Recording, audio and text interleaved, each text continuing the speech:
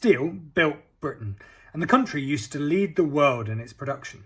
But now it barely makes a dent. In the 1950s, towns like Scunthorpe, Sheffield and Port Talbot in Wales boomed, and a large part of that was because of the steel industry. Steel meant jobs and it meant pride, but with the blast furnaces shut at Port Talbot now, Scunthorpe remains the only place in Britain that can produce what's called virgin steel, that's steel that's made out of iron ore.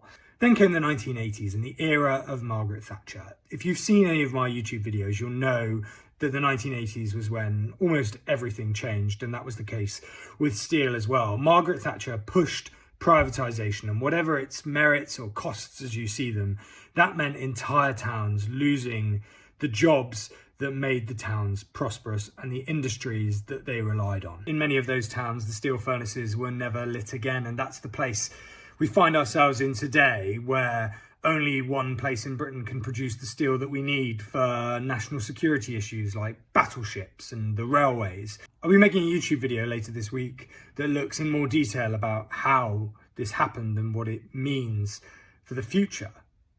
I'll be making a YouTube video a little bit later this week looking in more detail at how we got in the position that we find ourselves in today. So do subscribe and follow if you want to see more of this and more history behind the headlines.